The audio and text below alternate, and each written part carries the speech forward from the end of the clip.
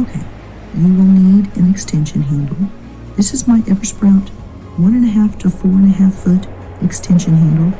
It has the quick flip clamp to close and lock design. Try saying that 10 times fast. I think it works much better than the twist and lock design. It always seems to collapse on me. Then I also have my Unger 3 to 6 foot extension pole. The pole is ergonomically designed so it won't slip around in your hand while cleaning. It also has the quick flip clamp to lock system. What I really like about this pole is the tip has the snap and lock tip for window and pool cleaning attachments. My favorite Unger squeegee attachment works perfectly on this pole.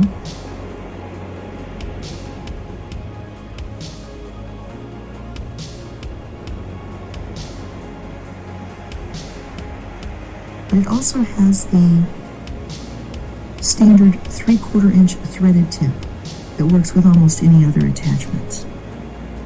Now this is my finger duster. I love this finger duster.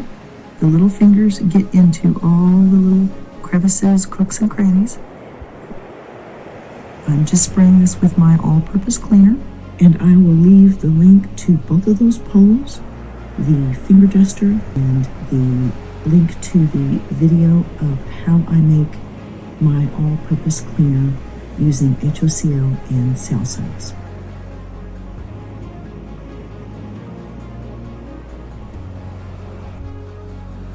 And then to dry, I just flip it over, bend it back just a little, and dry.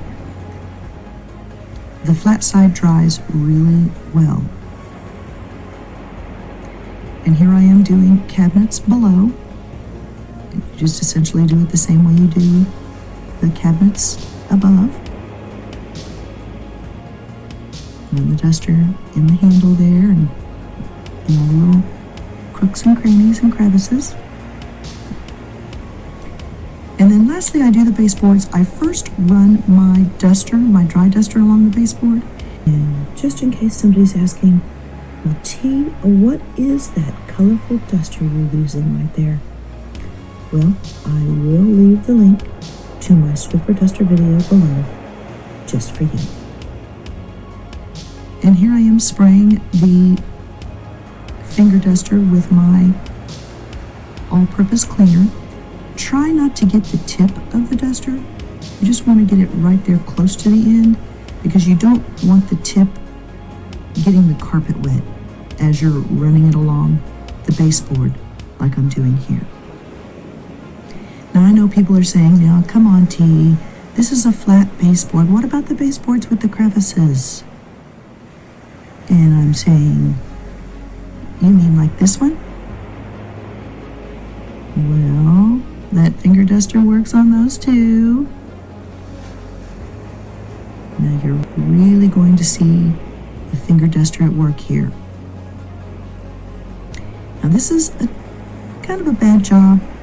It's a pretty dirty job, so I'm soaking my finger duster down. And you don't want it dripping, but you do want it pretty wet. And of course you want to dry dust first. And then take the wet finger duster and run it across the baseboard. And as you can see, all it takes is just a few swipes. Those little fingers get inside those little crevices, crooks and crannies, and they work really well. And then you can flip the duster over and put the corner of it right there in that little crevice. Clean the top, clean the bottom, and one extra swipe for good measure.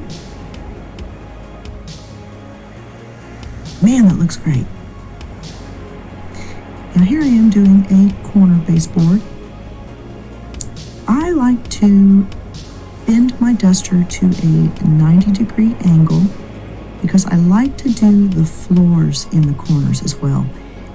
Your regular wet mop won't get corners as well as it does just normal straight surfaces, straight areas. And so when I'm doing corner baseboards, I like to get the floors in the corners too. So just run it along just like you would just a regular straight baseboard. Up and down, back and forth, get it in the corners.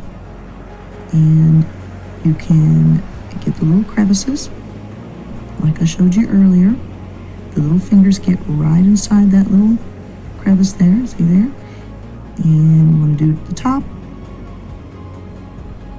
And if you look to the left, there's some metal markings from the hinges. Might as well go ahead and get those while you're there. And then get the floor, the corner there with the duster. And there's the before and the after. Now what you're seeing here and here is just from the paint.